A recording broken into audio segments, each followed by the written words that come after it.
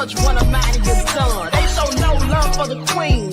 Why you hating on me? Is it cause I'm free and I got Malcolm X in my jeans? I got dreams like King Luther, shed blood like Kunsa. You ain't helping my people, I ain't got nothing to say to ya. I want all the smoke like hookah. Talking reparations, America won't be great until they give us compensation. I'm like, I'm the hottest right now. I see a bunch of lames out here trying to jock on my style. They be doing too much. I'm the queen, it's too easy. It's like they all in Popeyes, how they be talking so greasy. I just sit back and laugh while these haters get mad. So nefarious how they don't want my pockets with cheddar. I tell them they can do better. These snakes in the grass can leave a bite on your ass, cause y'all be trusting too fast. I got my foot on the gas, other one on they necks. Dropping receipts on haters, you better show some respect. I'm never facing regret, we only facing the threat. This is the sound of Eric Malcolm. It's a cut on the gas, other one on they necks. Dropping receipts on haters, you better show some respect. I'm never facing regrets, we only facing the threat. Running through every challenge like a relay, break no sweat. It's a cold game, so I got that blanket with me. Now that my people awaken, ain't no going to sleep. I do not play by my piece, this time I'm playing for keeps. You talking slick, but when I see you like them ends, we gon' meet.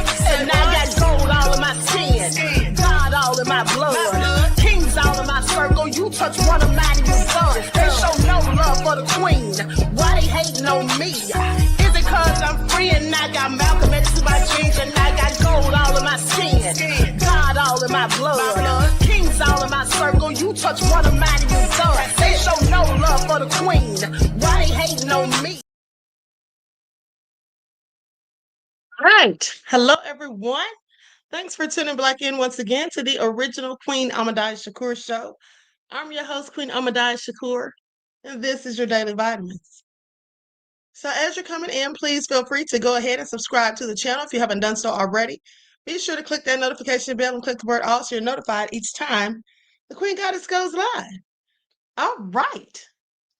So I was on time today, guys. Barely. I was barely on time. All right, so let's get into it. Everybody hit that like button as you're coming in. Also, don't forget to double check and make sure you're still subscribed to the channel, especially if you have not been receiving those notifications. You all know how people mysteriously become unsubscribed. All right, so let's get ready to get into it. I had my receipts for Trump, and then right before I got ready to get my stuff together, I found out that Arturo Gatti Jr. has passed away, sadly. Very sad to hear. Okay, I'm sure many of you know his father, Arturo Gatti Sr., who passed away under the same strange circumstances, which I find absolutely very suspicious. Because people already thought it was suspicious when his father passed away, but now his son passes away the same. We're going to talk about it in just a second. All right, hello, Amy. Nessie X is in the house. Claudette, retired federal banks. Okay, Anita Harrell, Juju, Pretty Wings, Perplex. Let's get into it. Khalid Harleen. All right, November Rain. Dervis is here. Shavit Israel. All right. Nita's in Mike's World. Mr. Elevation. Queen Huey, most hated bronze flat power goddess in the house. All right, Shoshana. Let's get into it, Junior. Okay. Everybody hit that like button. March Baby is in the house. Patrick Dix is here. Vince I am from the UK. This nefarious self. All right. So with that all been said, did I say Anita Harrell? Shout out to all of my loyal royals and everyone tuned into the Queen. Y'all know I love me some you. And a special shout out to my moderators because they put in work. Okay. Now let's have a brief word from my sponsor at 12 Tribes. Do not buy 12 Tribes on Earth hair growth oil and hair magic elixir unless you want super healthy, gorgeous hair that grows. They have a whole line of amazing hair growth products, including hair growth leave-in conditioner spray, hair growth shampoo, hair growth spray, and hair growth butter. I'm starting to sense a theme here. They include quality natural ingredients. They smell amazing, and you can see the results for yourself. So if you're looking for healthy hair growth for your natural or relaxed hair, try 12 Tribes on Earth today.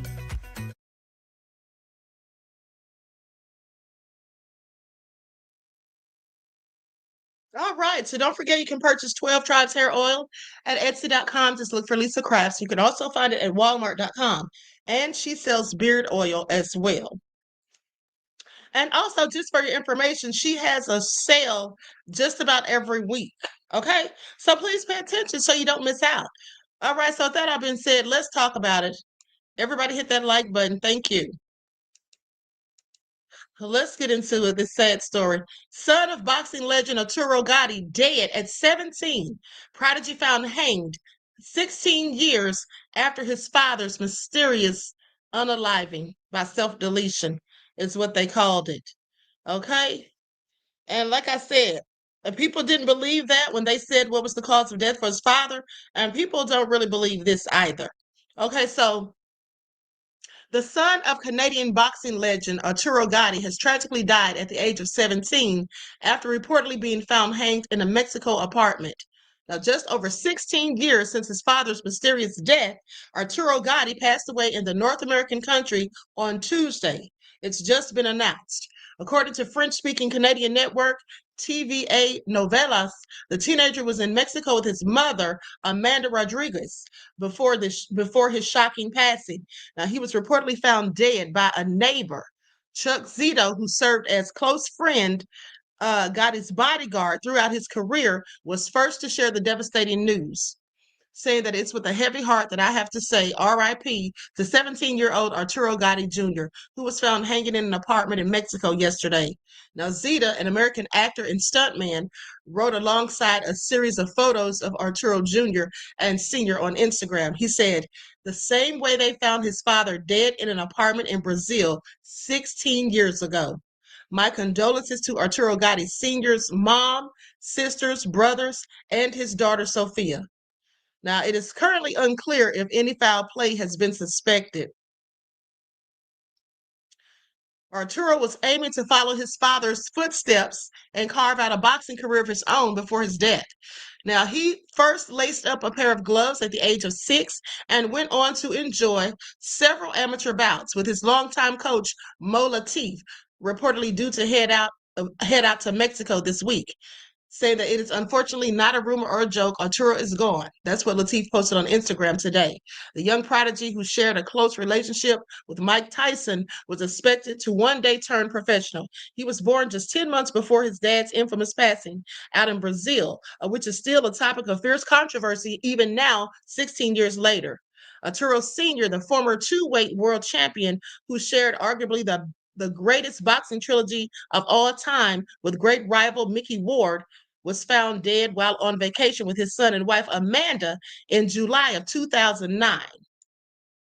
Now, Gotti's body was discovered in a pool of blood on the kitchen floor of a condo that they had rented in the northeastern resort town Puerto de Galenas, with his with his head partially under a counter and a small purse strap nearby. He was battered and bruised on the body and deep ligature marks beneath his chin. Now, like I said, this was all suspicious. I'm going to show you all some pictures. This is a picture of Arturo Jr. with Mike Tyson.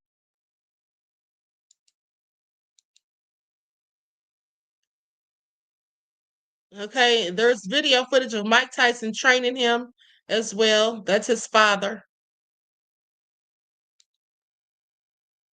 That's him training with Mike Tyson. He was just a little boy. This is really sad. That's him and his dad. Oh, he was such a cute little baby. Anyway, prayers and condolences, because this has to be tragic for the family. Okay, 2 generations gone.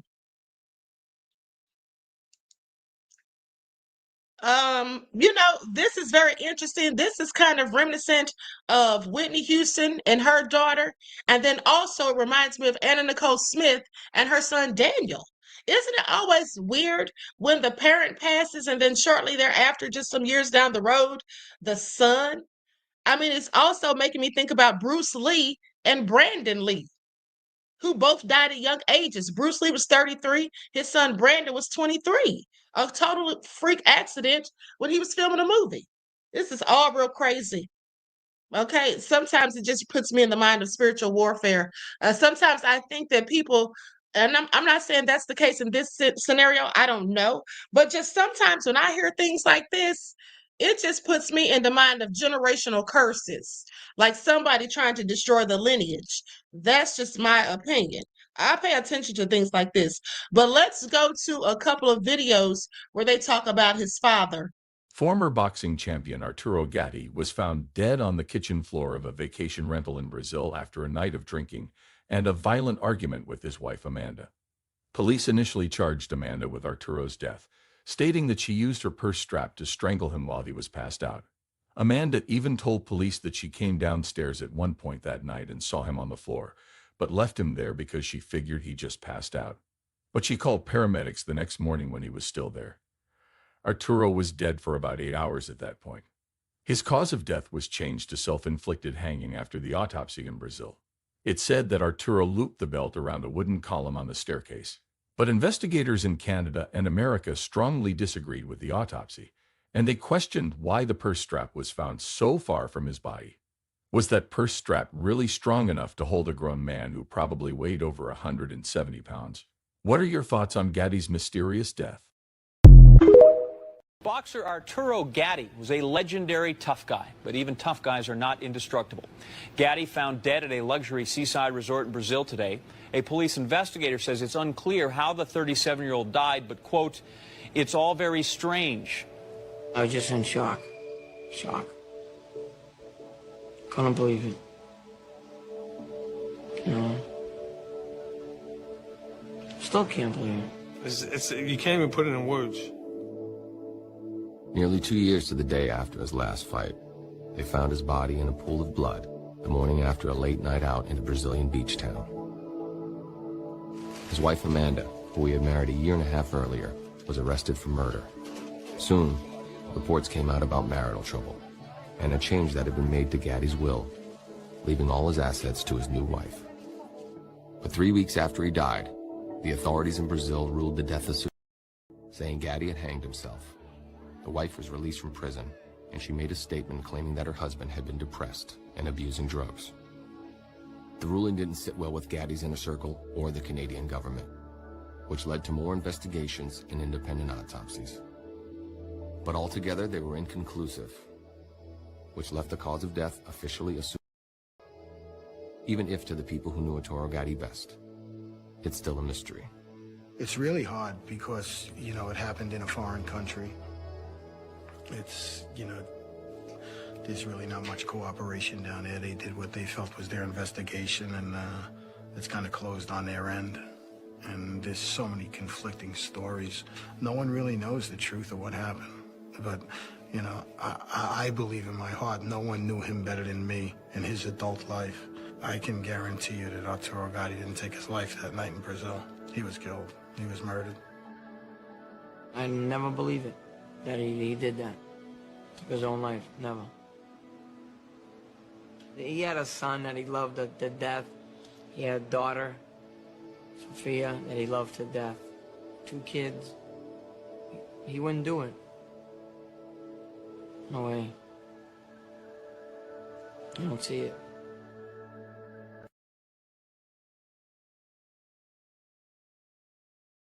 Wow, that is so very sad.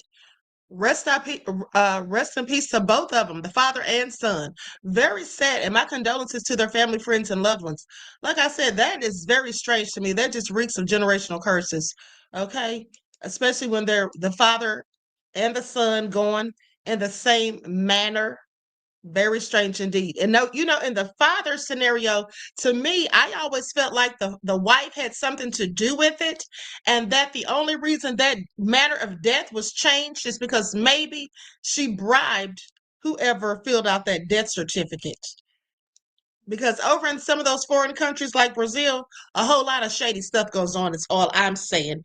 And people can definitely, people take money for all sorts of nefarious things. I mean, they do it here too, but in some of those countries like Brazil, they do it a whole lot faster, is all I'm saying. So yeah, that just always is what I thought may have happened. I can't say 100%. That's just something that I thought. Okay, because it was all suspicious to me that he passed away and then conveniently before, I mean, he hadn't been married to her that long, and then conveniently before his passing, there was changes made to his will. Definitely sounds suspicious. Okay, so anyway, with that all being said, let's talk about Trump because y'all's president is so crazy. Do y'all know this man wants people locked up for simply doing their job? It's all true. He wants people locked up for simply doing their job. Now listen to this foolishness, what he said right here. Hold on. Oh, Trump is so nefarious. It's just like unbelievable to me. Let's get into it. Let's get into it, honey.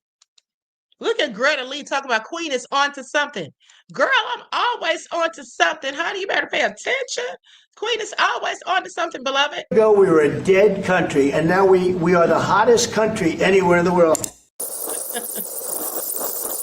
Are you concerned about the delays at airports, and how do you see this shutdown ending? Oh, sure. I mean, they're all Democrat delays. There are delays at the airport. That's standard. And again, this is something that every day we put forth a bill.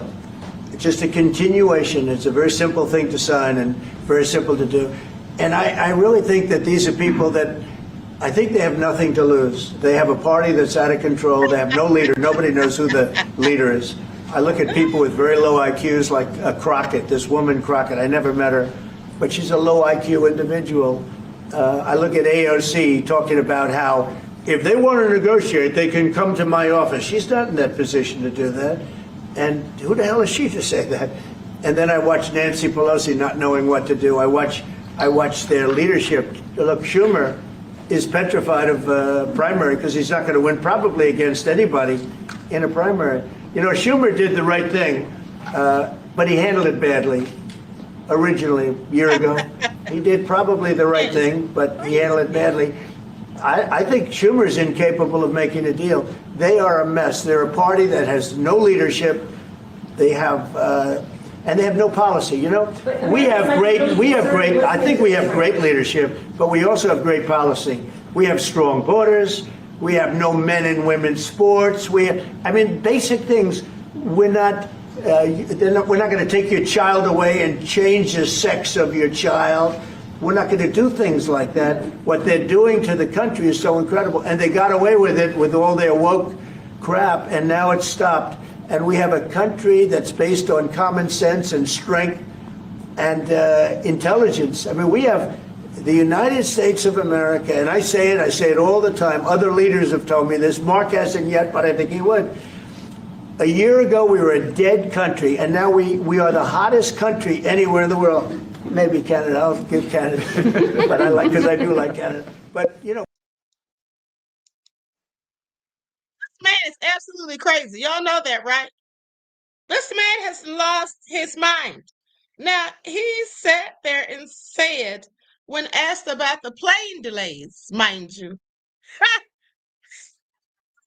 can't even get it out. This idiot said that Democrat delays. Democrat delays.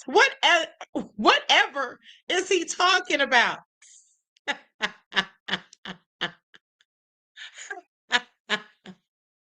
I absolutely cannot with Trump. Okay, and you know, now the word I hear on the street is that some of the Republicans are even sick of him and they're leaving their own party. Okay, please pay attention. Breaking news, a Democratic representative just made a huge announcement claiming that many Republicans are starting to turn on Donald Trump. Let's take a look at what he had to say. It's coming to an end, guys. I've spoken to a lot of House Republicans this week, and they've confided that Trump's movement/support is failing. As one told me, quote, "This Epstein bomb is about to drop and no one wants to defend a pedo protector. It's just a matter of time." This is major. If Republicans in Congress are admitting that Trump's grip is slipping, that means something big is going going on behind the scenes. And it really does make sense. Even far-right Republicans like Marjorie Taylor Greene, for example, have signed the Epstein discharge petition and spoke out against her own party. And for years now, many other members of the GOP have quietly admitted their discomfort with Trump. But they've pushed away their thoughts and kept as quiet as they could out of fear of losing elections, fear of his base, and fear of political exile. But if they're really starting to distance themselves now, that means even they sense the end is near. There's been significant growing pressure even by Trump's most loyal supporters to release the full Epstein files. And we all know Trump wants to keep this evidence hidden as long as he possibly can, because if it comes out, it would destroy the remaining support that he has left. Even his most loyal supporters can't justify him being connected with Jeffrey Epstein and participating in his trafficking operation. The truth always finds its way out, and if the Epstein case is nearly as big as the general public thinks it is, it could completely reshape everything. Trump was asked in the White House today, what are his thoughts on the airport delays while the government is shut down? And his response was, well, they're all Democrat delays. What does that mean? The delays that are happening at the airport during this government shutdown are all Democrat delays.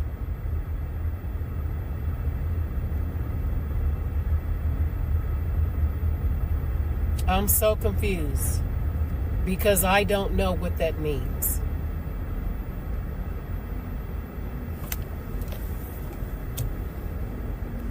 They're all Democrat delays. So if you are delayed at the airport,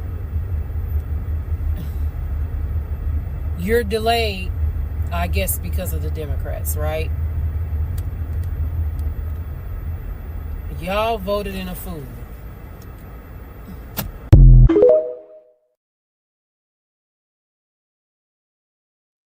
Darn sure did vote in a fool. Okay. Purple said, y'all president. He your president too, Queen. We cooked. We absolutely are at this point. This is all bad, okay? Well, let me tell you all something. Now, Perplex, I don't know if you noticed yesterday, beloved, but you didn't even have a wrench. YouTube took your wrench, and Desmond got in touch with me and had to add it back. Okay, if any other moderators experience anything like that, please let me know. Okay, or let Desmond know. And if anyone sees that you can't type in the chat or anything shady going on, please let me know, okay? So I can get it taken care of. Now, with that all being said, listen. You all know y'all's president's crazy. Don't try to put him on me, Perplex. Here's the thing. I'm going to go ahead and make a prediction. Okay, and I want you all to listen close, and I want you to pay attention. And remember, when it all goes down on next Friday, that you heard it here first. Okay, I'm making a prediction that Trump is going to have a whole meltdown. He's going to be so mad. He's going to be butthurt. He's going to be real bent out of shape, and he's going to go off. Okay, he's going to wreak havoc. And this is all going to happen next Friday, October the 10th at 5 a.m. Eastern Standard Time. Now, you all may not see him acting a whole fool because you may not be awake yet. It's going to be about 5 o'clock in the morning, 5 a.m. to be exact. And the reason he's going to be acting a whole plumb crazy fool is because that's the day, beloveds, that they're going to announce the recipients of the Nobel Peace Prize. They're going to announce the recipients of the Nobel Peace Prize, and we all know it ain't Trump. Okay, and he's going to know then too. All right. And then the winner will receive the prize, the award at the ceremony, which is going to be December the 10th. Okay. So with that all being said, you'll be hearing about it at some point. Okay. It'll be 11 a.m. Central, 5 a.m. Eastern. And I'm pretty sure that Trump is going to be beyond mad. All right? He's going to be livid. And you know, I'm sure even though the people have already come out and said that you know, they don't like people basically self-promoting, that they really wish people wouldn't do that, Trump still continued to do it out of desperation. Okay? Out of desperation. At the end of the day. So with that all being said, Let's continue. Likes up, everyone, please. Like and share. Thank you in advance.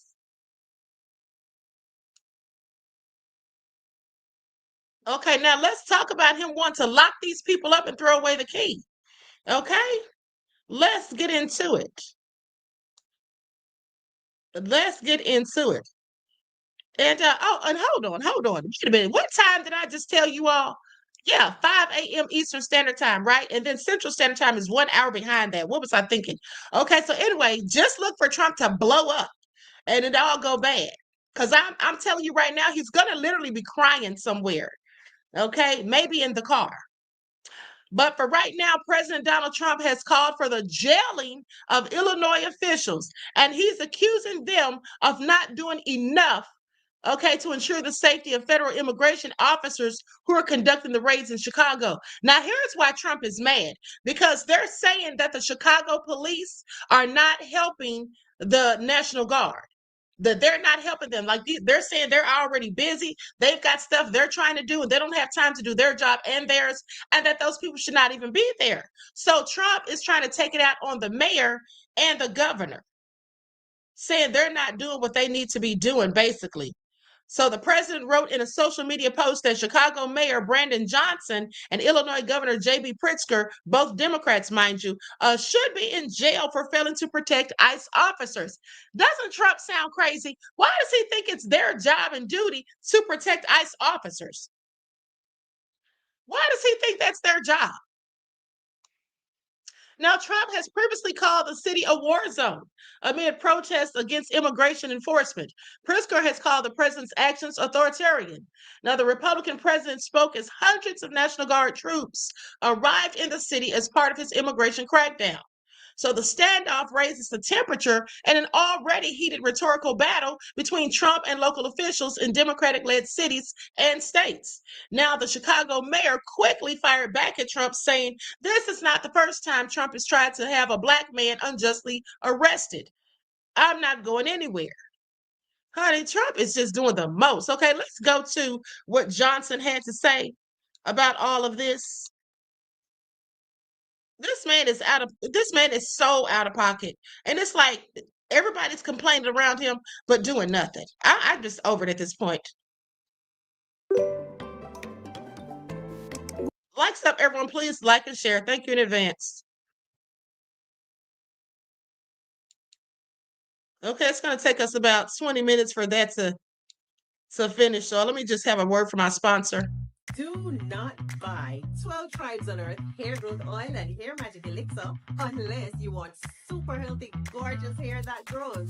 They have a whole line of amazing hair growth products, including hair growth leave-in conditioner spray, hair growth shampoo, hair growth spray, and hair growth butter.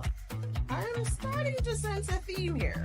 They include quality natural ingredients. They smell amazing, and you can see the results for yourself. So if you're looking for healthy hair growth for your natural or relaxed hair, try 12 Tribes on Earth today.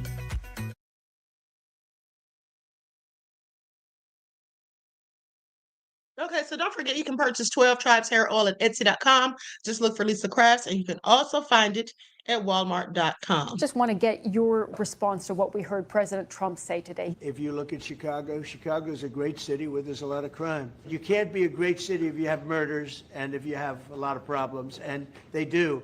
If the governor can't straighten it out, we'll straighten it out. What do you make of that? Well, look, this president is not interested in building safe communities throughout Chicago or, quite frankly, throughout American cities. He took over $800 million out of a budget that would have gone towards violence prevention. He has cut the ATF budget by 30%, eliminating over 1,400 jobs, jobs in which worked with local law enforcement in my city to get illegal weapons off the streets of Chicago.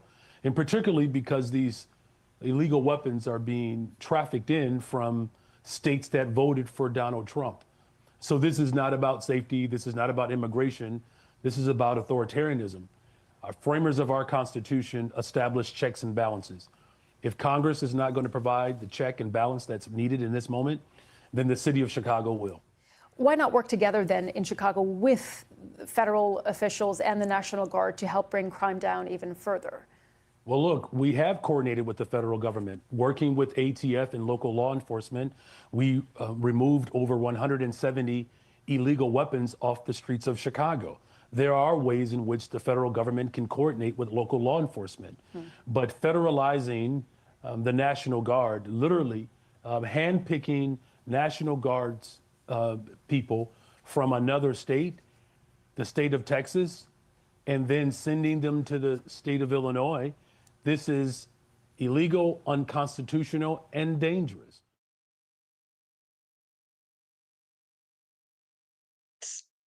Absolutely. All of the above, okay?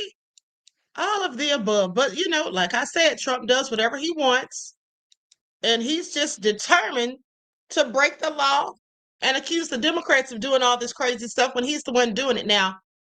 Like I said, he's talking about, you know, these people are not protecting ICE, which is crazy to me. How is that their responsibility? They're supposed to be concerned about their citizens, okay? And these are Democrats, so they're not even in agreement with his foolishness about having these mass deportations. So does he really think they're going to be out there protecting the very people who are zip-tying little children, snatching them out of their beds in the midst of the night, half naked, barely dressed, snatching them out of the arms of their parents, having them screaming, hollering, and kicking, and traumatized? Who's going to help with that? He sounds crazy. Okay, he is crazy, in fact. We have some breaking news. Donald Trump woke up this morning and decided to call for the arrest and imprisonment of Illinois Governor J.B. Pritzker and Chicago Mayor Brandon Johnson. He posted on Truth Social minutes ago saying that both should be in prison for failing to protect ICE officers in the city of Chicago during Operation Midway Blitz, which is the ICE operation that has seen Black Hawk helicopters over residential buildings, zip-tying children, separating United States citizen children from their families, and even using chemical agents like tear gas on protesters and on American citizens. And well, now Donald Trump is demanding that both Johnson and Pritzker be in prison. These are his political opponents. And here's the thing, neither of them are going to be in prison. But if we normalize what Donald Trump is saying as just, oh, another Trump Truth Social post, it will only get worse. And we could see the hyperbole turn into reality. And so we can't normalize it. I won't normalize it. Spread the word and follow along for more. President Trump this morning called for Illinois Governor J.B. Pritzker to be jailed for, quote, failing to protect ICE officers. What is your response? Well, you know, first of all, this president is unstable, unhinged, a double-minded individual that, quite frankly, is a threat to our democracy. And it's certainly not the first time that Donald Trump has called for the arresting of a black man unjustly. I'm not going anywhere. I'm going to stay firm as the mayor of this amazing city, which was voted 9 years in a row the best big city in America, and we're going to defend all of Chicago. You know as well as I do, the President of the United States in the last 24 hours called for you to be imprisoned. I want to give you an opportunity. We've seen your reaction on social media, but I want to hear what you have to say back to the President of the United States. Well, let's start with the idea that this is a convicted felon. I mean, think about that, who's threatening to jail me. I got to say, this guy's unhinged. He's insecure. He's a wannabe dictator. And there's one thing I really want to say to Donald Trump. If you come for my people, you come through me. So come and get me. What does that mean exactly, Governor? Do you believe that he would follow through or that he'll chicken out? He basically said the same thing to Governor Gavin Newsom when I was with him at the height of the raids in the Los Angeles area. Governor Gavin Newsom is walking free on the streets of California. You think that he'll chicken out, or would he ever arrest you? Well, you know the expression, Trump always chickens out, taco. And I got to say, he can't arrest. We've done nothing wrong here. And very importantly, it's Donald Trump that is breaching the Constitution, breaking the law. We're taking him to court, and I believe we're going to win. Well, breaking fuck the news. Donald Trump calls for the arrest of Mayor Johnson and Governor Pritzker.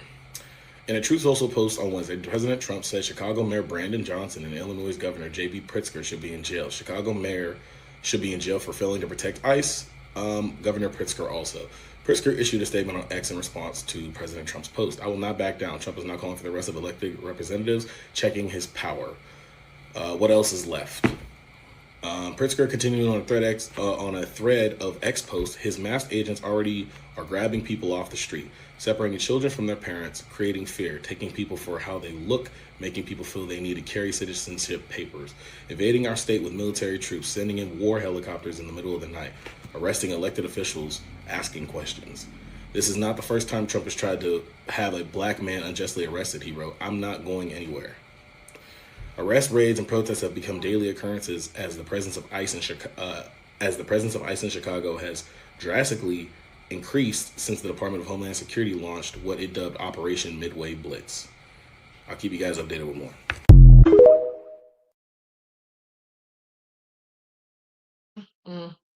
Okay, so what do you all think? This is all getting out of control. And let's not forget how James Comey has been indicted.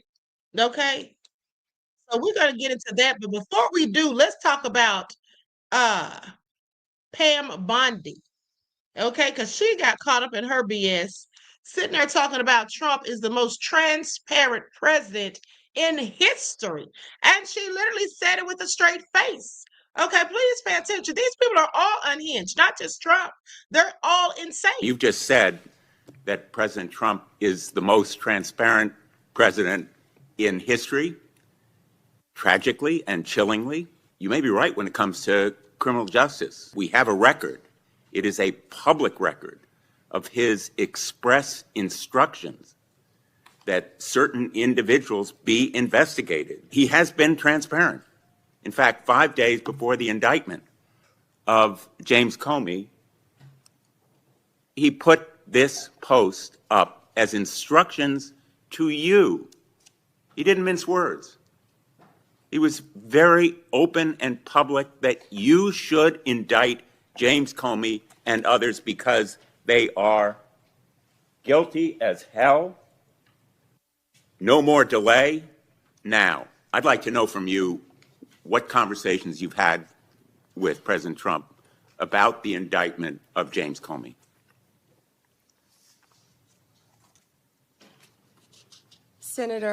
Senator, I am not going to discuss any conversations I have or have not had with the President of the United you States. see that You're post? an attorney. You have a law degree, and you know that I'm not going to do that. I also find it fascinating, because I'll keep fighting to ensure that law enforcement and the judicial process move forward without political interference. No one is above the law, not even the president. That's a quote from you, Senator Blumenthal, in 2017. Well, let me ask you then, when you saw that No post, one is above the law. That was your quote. When you saw that post, did you talk to anybody in the White House? I am not going to discuss any conversations I have, nor any investigations, So nor you are unwilling any to tell pending this committee cases. about conversations with the White House And if I regarding may James continue, Comey's indictment. and if I may Let me show continue, you a picture. James Comey was indicted by one of the most liberal grand juries in the United States. The night before James Comey's indictment, you had dinner with the President of the United States. Pretty intimate group. Was Actually, there James were a lot of Comey people there that discussed- night. That's was a great James picture. Comey discussed at that dinner? I love that picture. That's a great picture. And there were a lot of people there that night. I think the Well- entire cabinet was there. Did you discuss James Comey with the President of the United States? He was sitting just to your left. Well, 2 seats down. Yes, 2 seats down. And I am not going to discuss any I'm going to take conversations that I have as a had or not yes, have with the because President the of the American United public States. is entitled to know, Madam Attorney General. The entire cabinet was at that Whether dinner, you too, took instructions from President Trump after he told you very directly to indict James Comey, which is weaponization of the Department of Justice.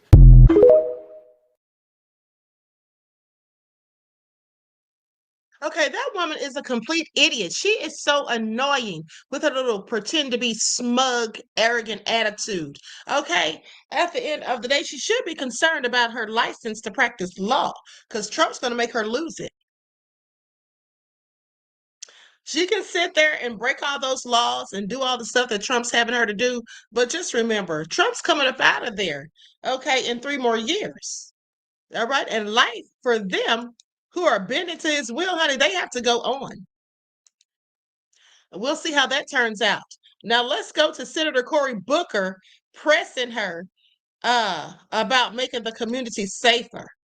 Always interesting to see what he has to say. I just hope he doesn't start crying while he's talking. Okay, Little Miss Crockett's the only one who can handle any of these devils. The rest of them are just lackluster.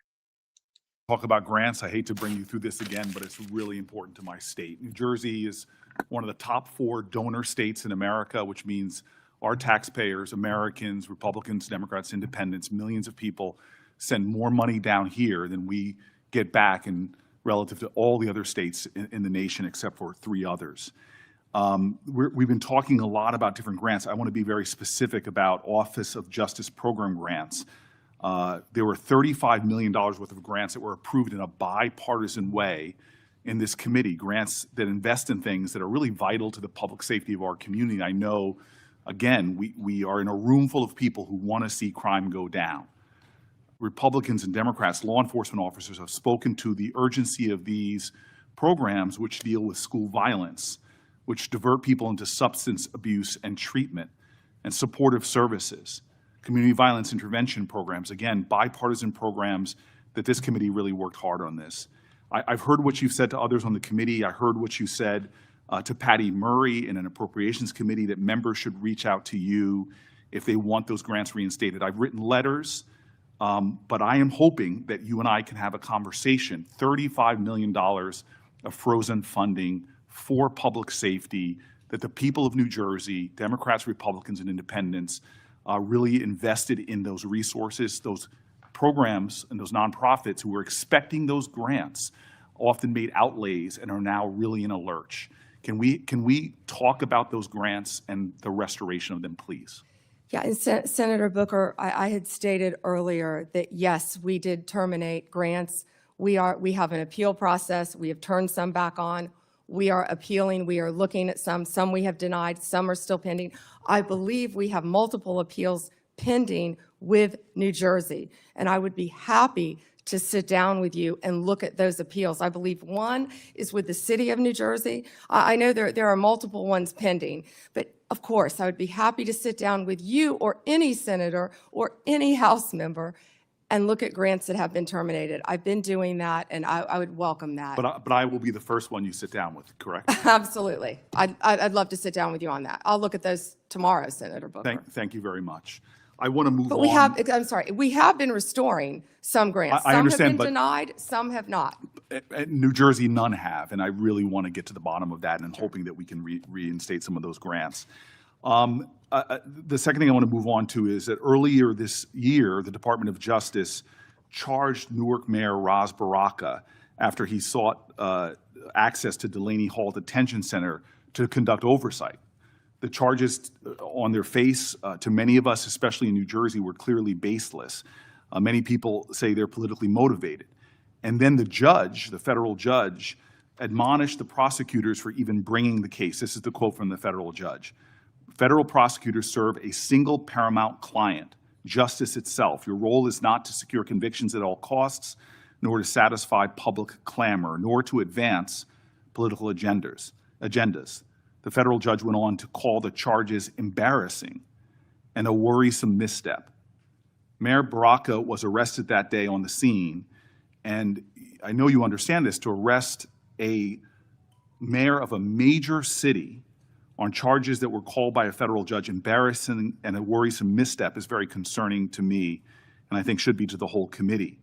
A recently released video shows a federal agent telling fellow officers that the decision to arrest Baraka was, quote, per the Deputy Attorney General of the United States.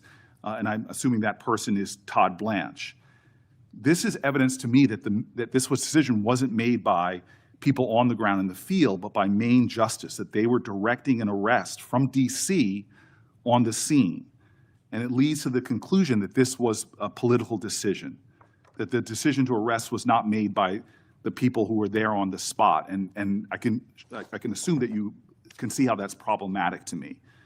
So I have questions not about the case, but really about how the decisions to arrest and charge Baraka and now MacIver, Congresswoman MacIver, were really made. Before this committee, I am saying that I'm going to submit these questions for the record, and I'm really. Is it just me, or is he talking to her like he's almost afraid? He just sounds real timid. I'm going to need him to amp it up and to go hard in the paint, to go in on her like little Miss Crockett does. Why is he talking so darn nice? Are y'all listening? Are y'all listening to this man? Why is he sitting here talking all nice and sweet? Ugh, what's going on here, Hakeem? D. Major, sit down. Don't tell me how to do my darn job. Talking about Queen Place Senator Kennedy. I've got him queued because he's going in. We're going to play that next. Now let's let him sit here and burn because he darn sure isn't cooking. Okay, let's give him a few more minutes to make a fool of himself. Hoping that we can understand how those decisions, as our oversight, how we're making decisions, especially for high-level officials in my state, the mayor of our largest city, the congressperson of that city, and I'm hoping that you can respond to those letters on the record. Yeah, and Senator, that matter is ongoing, and so I can't discuss it. As an attorney, you realize I can't discuss an ongoing matter. And I respect that. I guess I just want to know, and we'll leave this for the questions for the record about the decisions on how they're being made, not the case in itself. I want to move on. And again, I've heard your testimony so far. I know that there is data about violent crime in this city, but I'm really concerned about the application of Justice Department resources towards the challenges we have. You and I both know that about 11,000 Americans have been killed by a firearm just this year. The Department of Justice, according to the White House's own documents, as well as that of the conservative think tank Cato, have shown that there has been a significant movement of law enforcement resources away from many other issues and into immigration enforcement. And we are seeing that in that immigration report, a lot of the people are not the violent criminals that we are really needing to rid our streets of. In total, according to the Cato Institute, you've reassigned 7,460 law enforcement away from their primary duties, investigating drug traffickers, prosecuting child pornography, targeting high-value white-collar criminals, and again, forcing them, this is according to the Cato Institute, into low-level immigration enforcement. This includes, in terms of gun violence, 1,778 agents from the ATF to this kind of immigration enforcement. The White House itself has said that they diverted 45% of all of agents in 25 FBI field offices to work on immigration full-time. As a person who worked very closely. Honey, he's making me tired just listening. Get to the damn point so she can answer this question so we can move on to the next and hear what Kennedy had to say. I mean, good Lord, I'm trying to let him finish this long, arduous question, okay, that has multiple facets to it, no less. I just want to hear her answer, but good Lord, he won't even finish the question. In my time as mayor with the New Jersey field office, that's really concerning given the other threats. But it doesn't end there.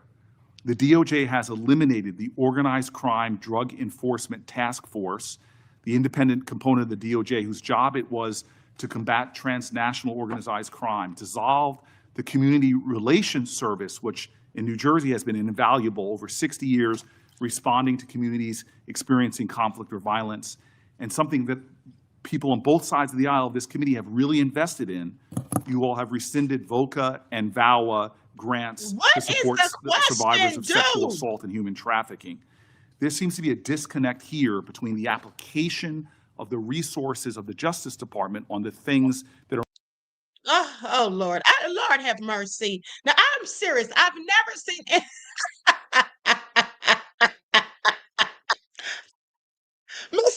Nation said, sounds like a bunch of run-on sentences. Right. Dude, what is your problem? Then, who said he's teaching? Teaching what? Teaching us how to babble? That's all he's doing. If he didn't get to it, I'm going to just skip because I want to hear the question so I can hear the answer. But it sounds like he has too many moving parts. Okay, I need to know what's going on. Hakeem, please wrap it up. Most concerning when it comes to crime and where they're being directed instead? Senator Booker, first to OCDF. The most important point is that the work of OCDF is continuing. The executive office is being dissolved. We have said that, but the work of OCDF is continuing. The resources that were previously provided to law enforcement organizations through OCDF are now going directly to those organizations. I will assure you, no work will be sacrificed as a result of getting rid of the executive office of OCDF. The agents and the attorneys are working with Homeland Security. They're all working together as a unit. Okay, Attorney General Bondi, I'm running out of time. Wait a minute. I know this isn't Hakeem. This is Cory Booker. Why am I calling him Hakeem? I got Hakeem Jeffries on the mind. But listen, I know it's Cory Booker, but listen, we should have known that he was going to be so nice and sweet about it, so unproblematic. Because don't you all remember when he and Ketanji Brown Jackson, right when she was, being added to the Supreme Court, do you all remember how he was talking about her? And he just had tears in his eyes, and he literally called her a harbinger of hope. Do y'all remember that? Do y'all remember when Cory called her a harbinger of hope? I hit the floor. I literally hit the floor on this live. Do y'all remember? That was the funniest thing ever. And he said it with tears in his little old eyes. He was like, she's such a good person. And she's so intellectual. And she's a harbinger of hope. When he said that, I was totally done.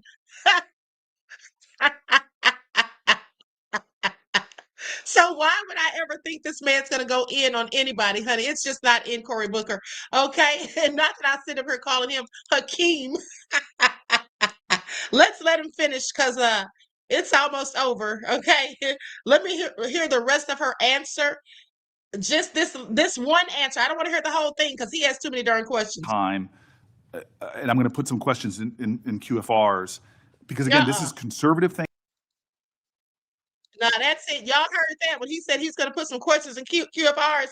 No, you're not, buddy. Not today. Okay, so let's go to Kennedy when he questions Attorney General Pam Bondi on Jack Smith investigation in Judiciary Committee. Let's get into it. Okay, because he's not going to be so nice. Like some, everyone, please like and share. This is all crazy. D Major said, Hakeem is even more annoying to me, Queen. Yeah, he absolutely is. He absolutely is. That's why I got him mixed up, because he was hella annoying right there. Just stringing all those words together, making no sense. General, welcome. Let's suppose that I'm appointed special counsel at the Department of Justice. And I go to the telecommunication companies, the phone companies. Let's single out AT&T, and I say, look, I know you're busy, but I want to see a copy of the phone records of a sitting United States senator. They're not going to just give them to me, are they? No, Senator, of course not. In fact, they're probably going to ask me what planet I just parachuted in from, aren't they? Yes, Senator. They're going to tell me to come back with a subpoena, aren't they? Yes, Senator. Okay. What do I have to show in that subpoena to get those phone records of a sitting? Did I mention it was a sitting United States senator? I can't remember. What do I have to show to get the phone records of a sitting United States senator? Yes, Senator, there were actually 8 sitting United States senators. Yeah, I heard that. And you would have to have cause. I'm sorry, what do I have to show? You would have to have cause to get the Good subpoena. cause or probable cause? Probable cause. Okay. Probable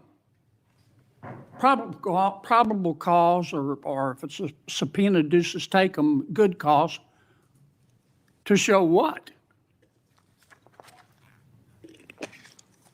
You would need good cause for a subpoena duces tecum, and what you would have to show is that you believed a crime had been committed, or there was a possibility of a crime, or that could lead to other crimes.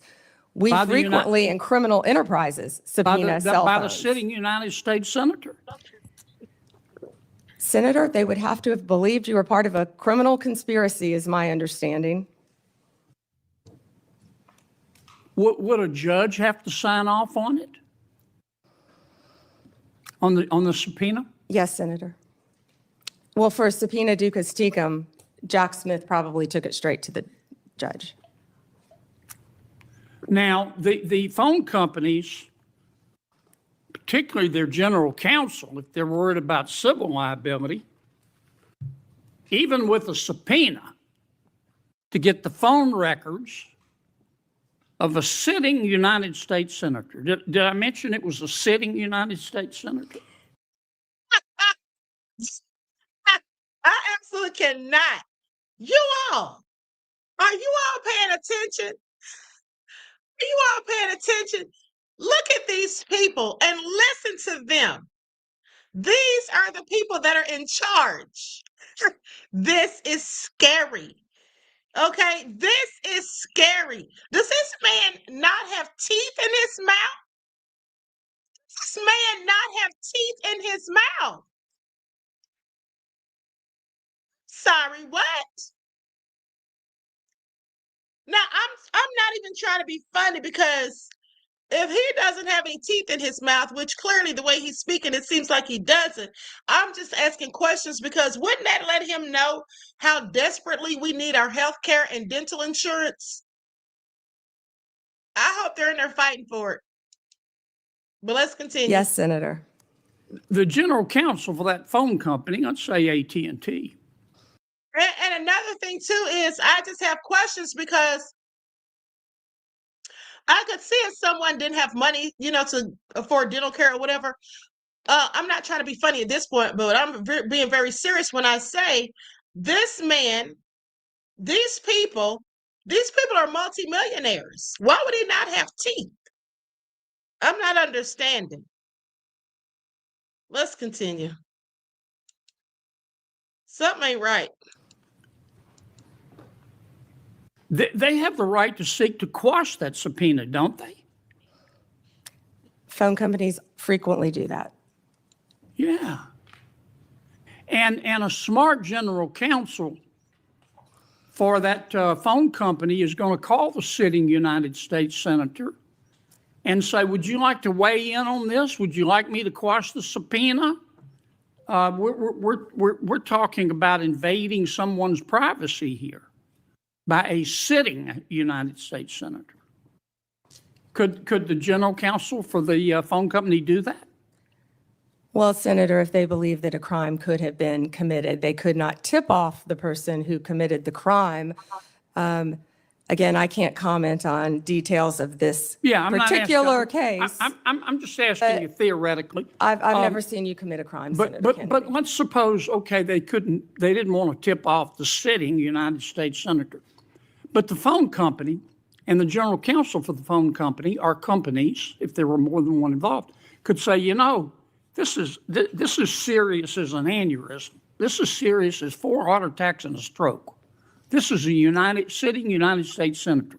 So general counsel would likely advise the CEO, you need to file a motion to quash. The telephone companies could have contested those subpoenas, could they not?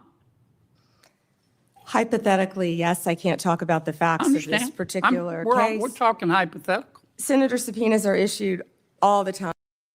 Yeah, that's what it is. This man forgot to put his dentures in. That's all that is. Because I know darn well this man's a whole millionaire. I know he is. He's not sitting up here with no darn teeth. But anyway, to his point, he's asking her these questions. Sounds like he's just trying to test her knowledge. And then she keeps saying, I can't give any information on that case. Girl, he's not asking you for details on a specific case. He's asking you general questions. Now get to answering. I'm through phone companies working with the general counsel. But they can file a motion to quash. They could, yes. Yeah. In any case.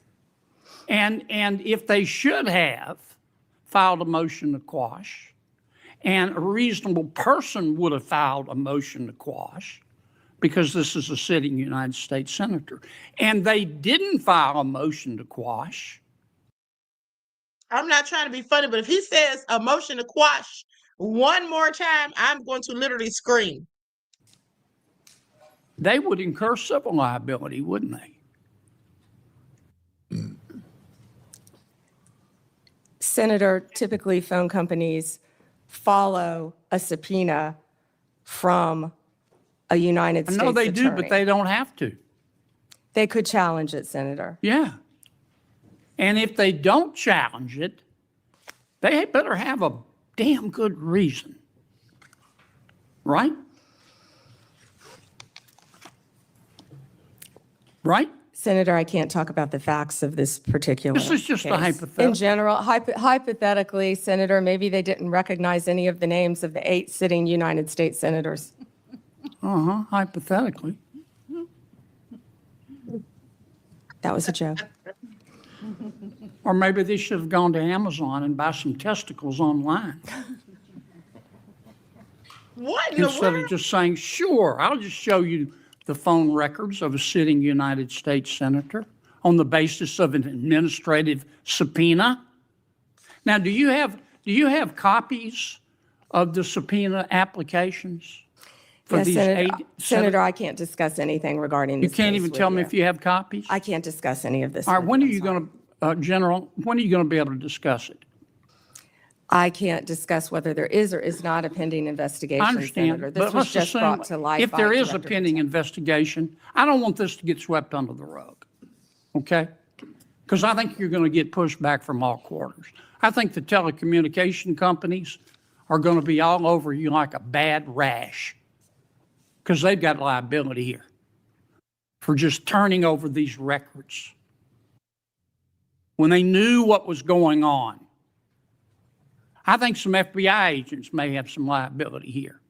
I think a special counsel might have some liability here. If I were your special counsel and you had appointed me and I wanted to get the records of a sitting United States senator, is that something you would expect me to tell you as Attorney General of the United States? They better have. Yeah. And Do we know in this instance of the 8 sitting United States senators if they told Attorney General Garland? Senator, I just learned about this very recently, as did Director Patel, and we cannot discuss the details. I don't know many of the details. Well, maybe we ought to get Attorney General Garland here. Do you know if the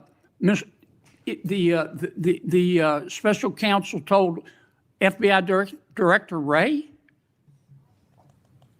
Is that something? Let me put it another way. If I were your special counsel and you were the director of the FBI and I'm trying to get the phone records of a sitting United States senator, did I mention it was a sitting United States senator? Is that something that you would expect me to tell you as director of the FBI? In general, I would believe the FBI would help execute the subpoenas. Yeah. To the businesses. Okay, I want to switch to another subject in the 12 minutes that I have left, since everybody else got to go over. I've got to ask you about this, General. Secretary Howard Lutnick on October 1 gave an interview to the New York Post about Mr. Epstein. And he described Mr. Epstein as, quote, the greatest blackmailer ever, close quote. Have you reviewed that transcript of that interview? I have not reviewed the transcript, but I saw the clip of it.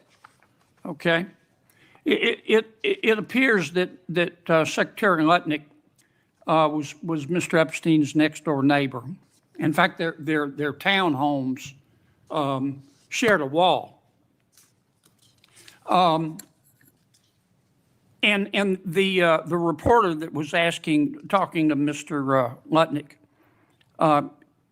she asked how other prominent men could have been associated with Epstein when Mr. Lutnick could immediately sense that he was a, quote, pervert.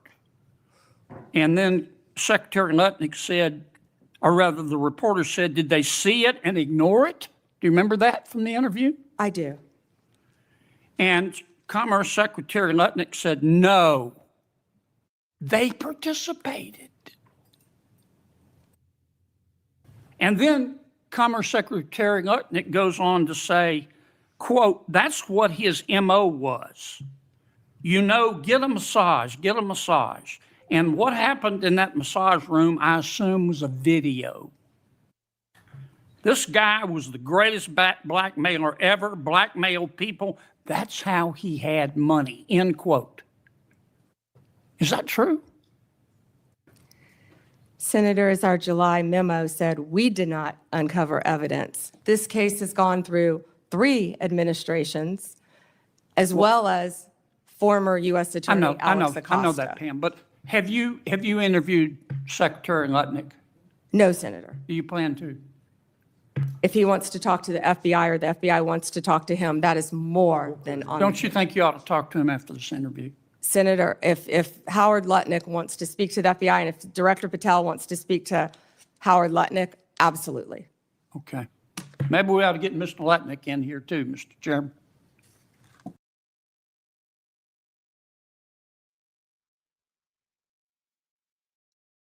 Okay, so that certainly didn't go too well. I thought that was interesting. So he's questioning her about the Jack Smith investigation, and she was being real tight-lipped about it. She kept saying she couldn't give much information or whatever.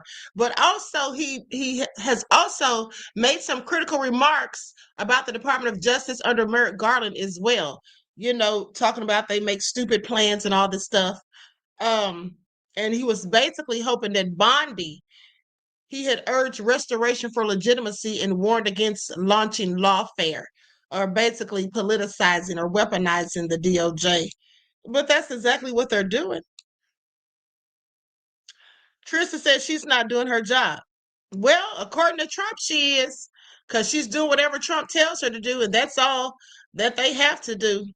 Sadly, is whatever Trump tells them to do, and much of what Trump is telling them to do is absolutely against the Constitution. But, you know, they're going to do it anyway. Just like having James Comey prosecuted. For what? Just because he doesn't like people. He's already had one mayor arrested. Now he's threatening to have another mayor and a governor arrested. Let us not forget that he had federal judges arrested months ago. Remember when they were helping the illegal migrants? He had those people arrested. Trump is just doing all kinds of stuff. And then he wonders why people are looking at him with a whole side eye when that judge's house exploded. Okay, people have several questions for you, Mr. Trump. Okay, so with that all being said, last but not least, let's talk about this James Comey situation. Pearlie said, Queen, who is he? He forgot his teeth. I know, that was Senator John Kennedy.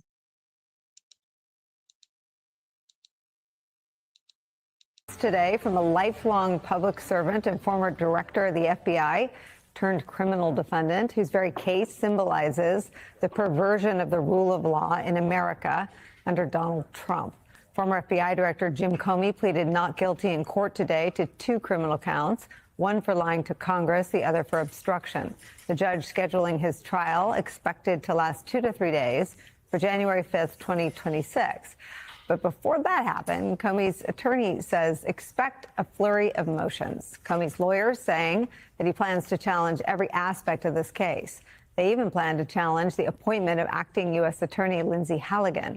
She was put in place by Donald Trump after her predecessor, the previous acting U.S. Attorney Eric Siebert, refused to bring a criminal case against Jim Comey and against New York Attorney General Tish James. New York Times reporting this, quote, the issue is that when there is a vacancy in the position, the Attorney General is able to install someone as an interim U.S. attorney for 120 days. But after that expires, the law says a federal court can decide who next serves as interim. If the indictment is thrown out on the grounds that Halligan is not a valid U.S. attorney, it is hard to see how the case could be revived. And we already know that she isn't a valid U.S. attorney. That lady is not even qualified. I told you all, Trump hired that lady because she's attractive. Okay, she's nice looking, but she doesn't know what the hell she's doing. She's only been working on insurance claims most of the time. And she is not qualified for this. And she sat there and let Trump fool her into bringing a case against James Comey when this man has done nothing wrong. Now, I don't like James Comey, but I'm just saying at the end of the day, Trump's making up charges on this man. Her appointment is central to the other argument that Comey's legal team intends to make, that his prosecution is a case of malicious and selective prosecution by the Trump administration.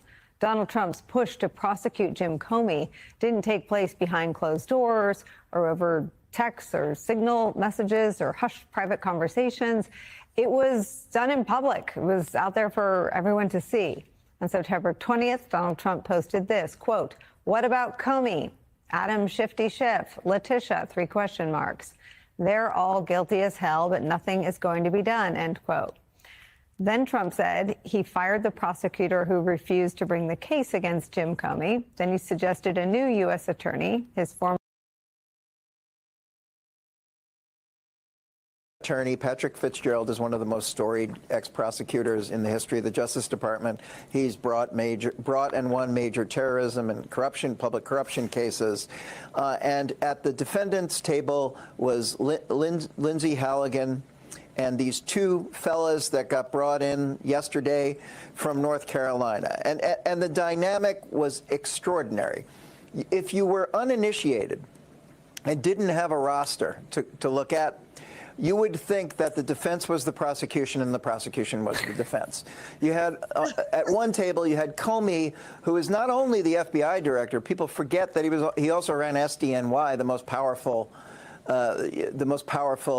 office in the Department of Justice, against these 2 guys who've been in the department for less than 5 years each, and Halligan, who did not, I think, rather wisely say a word in this hearing. So it was this very strange juxtaposition of these 2 very confident and competent veteran Justice Department people against their inquisitors who had very little experience. And I want to just add one other thing.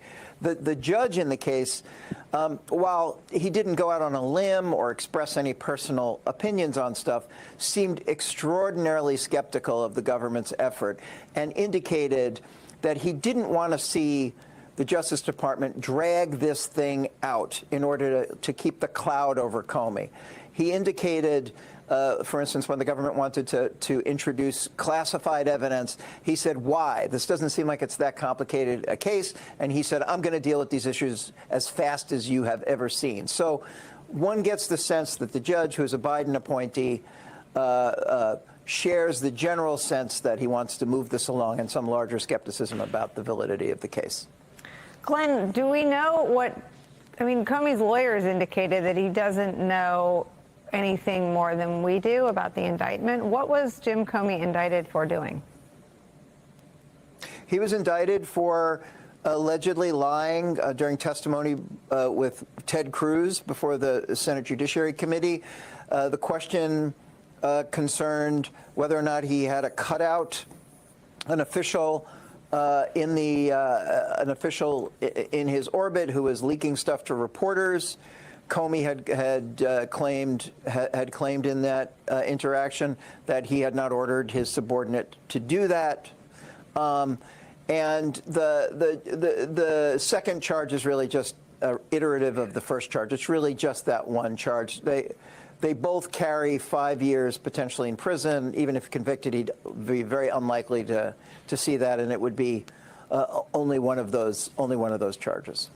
What is the next opportunity to adjudicate the plan that Pat Fitzgerald telegraphed today, which is to question the legality of Halligan's appointment? Well, the judge, Nachmanoff, I didn't want to say Rachmaninoff, who I really like as a musician. I think it's I've been trying to Nachmanoff, train right? myself all afternoon. Yeah, that's right. Nachmanoff, sorry. There you go.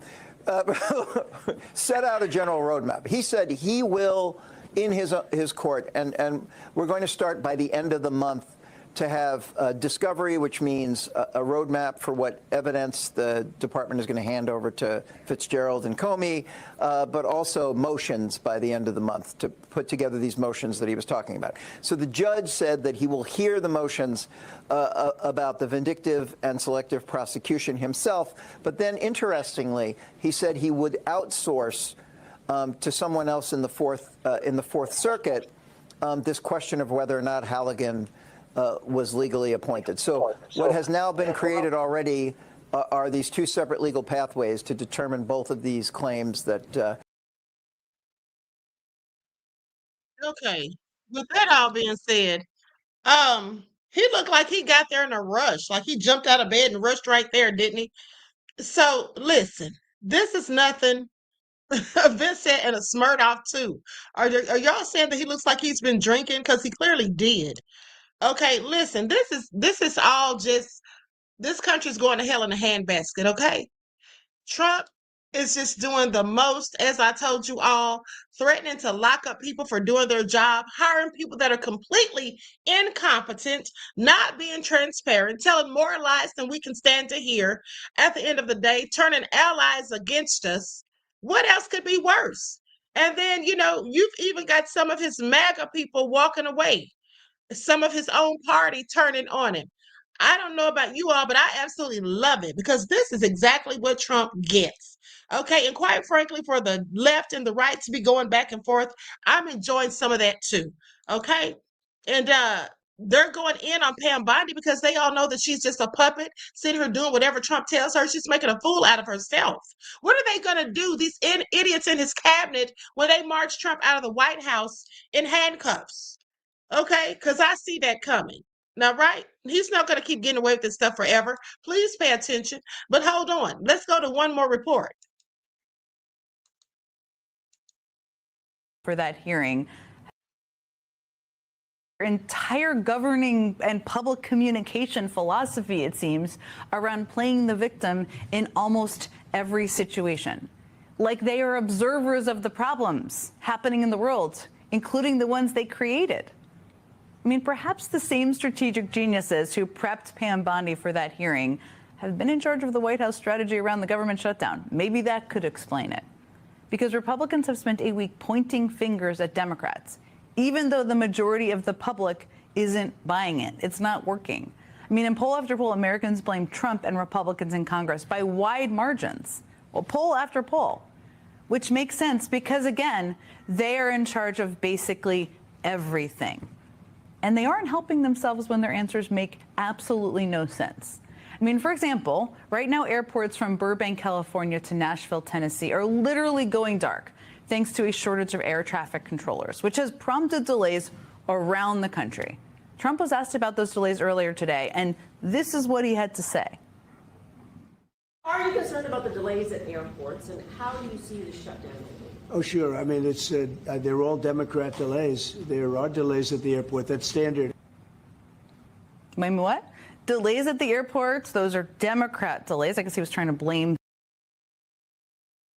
There he is trying to blame everything on the Democrats again. This is all him. This is all his own stupidity. Okay? His own ignorance. A shortage of air traffic controllers are delaying the flights. All right, it's not the Democrats. They have nothing to do with it. And this is all according to the Federal Aviation Administration. They warned today. They said concerns are growing about the effect of the government shutdown on U.S. aviation. Now, there were half-hour delays at Ronald Reagan Washington National Airport late Wednesday afternoon, and that was due to staffing. This is all according to the FAA. And about 10,000 flights were delayed on Monday and Tuesday, though disruptions dropped on Wednesday to just over 3,200. Delays could be caused by weather or other reasons aside from staffing issues, but a shortfall of already thin air traffic control staffing this week specifically had prompted the FAA to slow or halt arrivals in Burbank, California, Nashville, Tennessee, and among others. Okay, now Transportation Secretary Sean Duffy warned on Monday that the FAA is seeing a slight uptick in sick calls for air traffic controllers. He also said the shutdown is exacerbating concerns about the strain on air traffic controllers and a shortage of whom has vexed airline executives for years. Said nearly 11,000 fully certified controllers remain on the job, many working 10-hour shifts as many as 6 days a week. This is crazy, showing extraordinary dedication to safety, guiding millions of passengers to their destinations. Now, here's a concern for me. What about when these people start getting sleep and start nodding off? Okay? Sleep deprivation. Now, these people working all these hours, so many days a week, now, all without getting paid during this shutdown, mind you. Okay? And this is per the Air Traffic Controllers Union. The National Air Traffic Controllers Association said this all in a statement. Now, earlier Wednesday, the FAA had warned that there could be a staffing trigger at Newark Liberty International Airport, but that caution had been removed by that afternoon. Newark was not seeing an influx of flight delays. Now, the government shutdown stretched into its 8th day on Wednesday as the Senate failed to pass a funding proposal yet again. Duffy said Tuesday on CNBC's Squawk Box that no one airport is consistently having issues with air traffic controller staffing and urged Congress to pass a funding bill. Saying the conversations and the fights that are happening are about issues allegedly that are going to come to fruition at the end of the year. He says, open up the government, take the months to have a conversation and negotiate. But let's not use this as leverage with hardworking Americans that keep our skies safe for political benefit.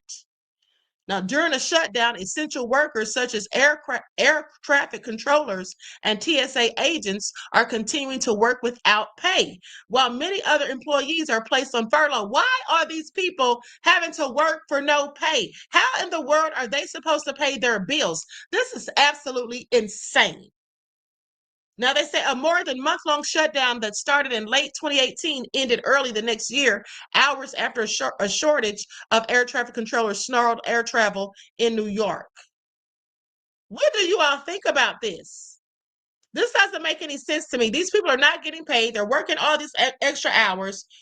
Okay, there's flight delays. And Trump, all he has to say about the whole thing is these are Democrat delays. He still wants people to believe that the Democrats are the reason for the government shut down when the Republicans control the House and the Senate. What is he talking about? Who does he think is this stupid? Aside from himself. Well, let's continue. Likes up, everyone. Please like and share. Things, but also those delays are standard and fine. Nothing to see here. I mean, I don't know what to make of that. It's like he's torn between trying to blame Democrats for the shutdown, trying to pretend that everything happening under his leadership is hunky-dory, delays are normal. I don't know. He has no idea, clearly, though, how to deal with the fact that he is the one in charge of everything. And so his behavior has been all over the map. And don't forget, for those of you that missed the previous broadcast, don't forget how I told you that this man said himself that the president is the one responsible when it's a government shutdown. The president should be in trouble and held accountable. The president should be to blame. Now, all of a sudden, when he's the president, he doesn't think that's the case. Now it's the other party. Yeah, I want y'all to pay attention to how he sat up there and lied, said that he generated $17 trillion for the United States, and we're balling out of control. Everybody's got money, money, money. We're all rich, he said. Isn't that what he said? Isn't that what he said? The tariffs are doing their job. But what does this say? Am I right? This is so simple, so fundamental to America. I cannot believe I have to type those words. America is on the brink of martial law. Okay? That's what Gavin Newsom said. And I told you all this. I told you all that we were on the brink of martial law. Please pay attention. And then Gavin's been trolling him, Governor Gavin Newsom. He said, thanks, Ed Real Donald Trump, because for one, Nike has dramatically raised their prices over the last year. Footwear prices are up 17%. And he's not lying. Look at there. Nike has dramatically raised their prices, footwear prices, 17%, apparel prices, 14%, and equipment and protection prices, all up. Thanks to P. Donaldo Trumposo. Okay, who does he think he is? The Mexican cartel or John Gatti?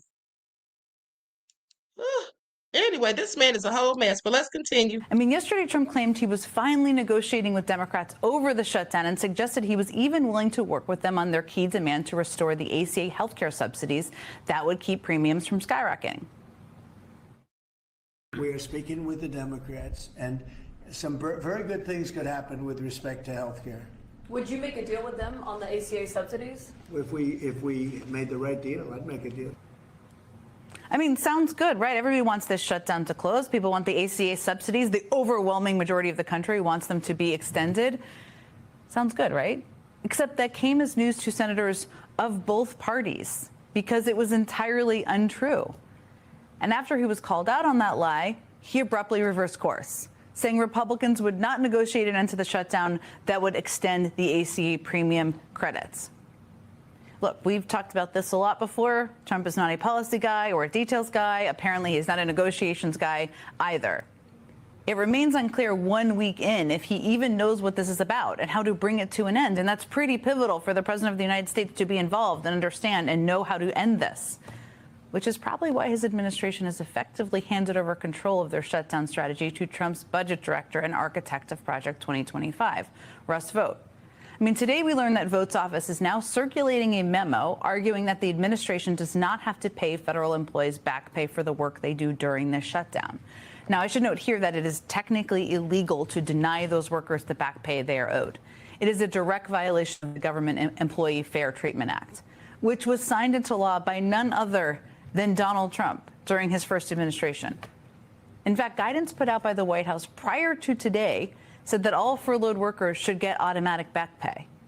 But when Axios asked the White House for comment about their plan to deny workers that pay, a senior White House official replied, quote, "OMB is in charge," referring to the office run by Russ Vought. I mean, again, what? You are the White House. If I ever told a reporter that OMB was the final call when I worked in the White House about something like this, I would.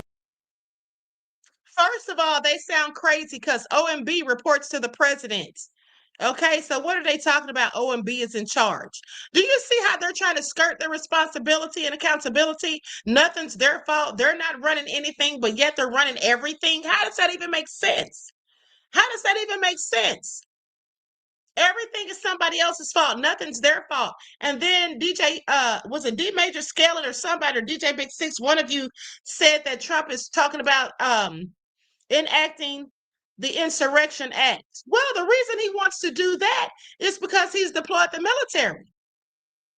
Because I told you all yesterday that he's in violation of the Posse Comitatus Act, as well as the Constitution, mind you.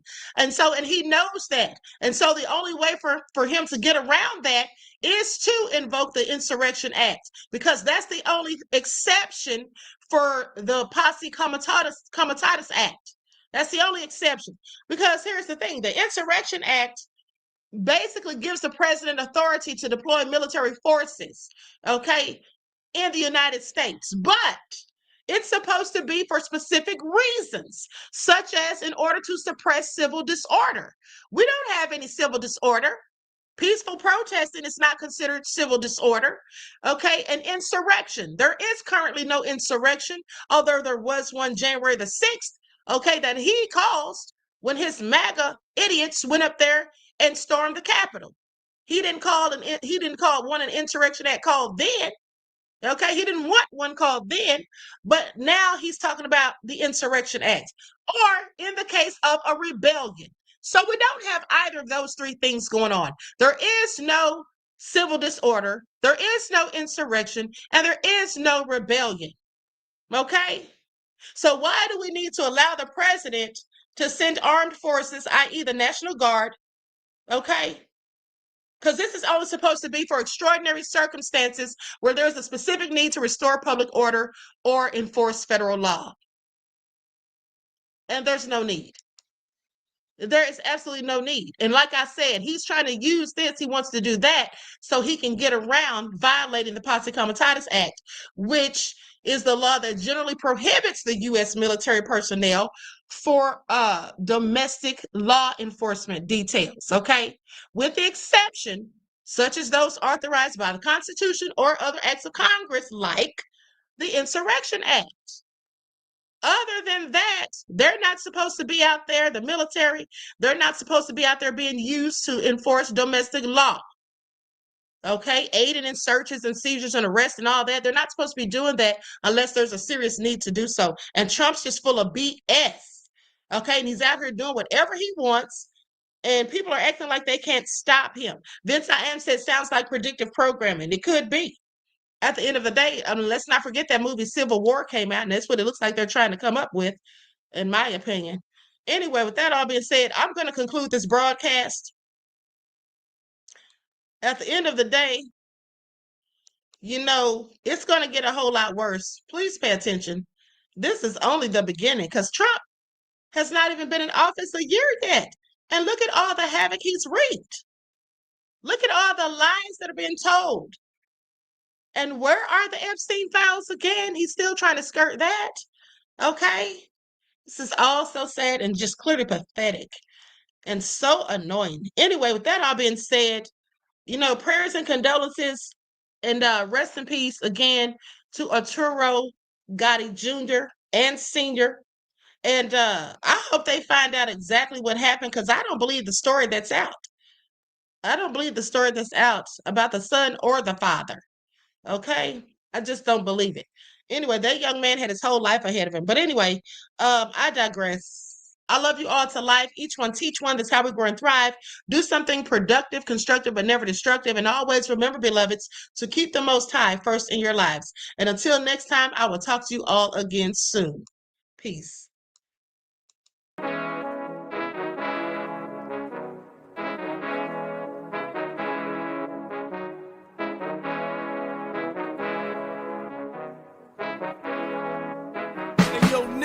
With that gold all in my skin, God all in my blood, kings all in my circle. You touch one of mine and you're done. They show no love for the queen. Why you hating on me? Is it cause I'm free and I got Malcolm X in my jeans? I got dreams like King Luther, shed blood like Kunsa. You ain't helping my people, I ain't got nothing to say to ya. I want all the smoke like hookah. Talking reparations, America won't be great until they give us compensation. I'm like, I'm the hottest right now. That's See right. A bunch of lames out here trying to jock on my style. They be doing too much.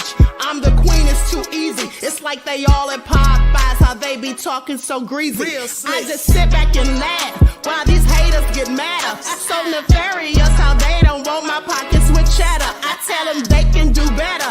These snakes in the grass can leave a bite on your ass, cause y'all be trusting too fast. I got my foot on the gas, other one on they necks. Dropping receipts on haters, you better show some respect. I'm never facing regrets, we only facing the threats. Running through every challenge like a relay, break no sweat. It's a cold game, so I got that blanket with me. Now that my people awaken, ain't no going to sleep. I do not play by my piece. This time I'm playing for keeps. You talking slick, but when I see you like them ends, we gon' meet. And I got gold all in my skin, God all in my blood, kings all in my circle. You touch one of mine and you done. They show no love for the queen. Why they hating on me? Is it cause I'm free and I got Malcolm X in my jeans and I got gold all in my skin, God all in my blood, kings all in my circle. You touch one of mine and you done. They show no love for the queen. Why they hating on me? Is it cause I'm free and I got Malcolm X in my jeans and I got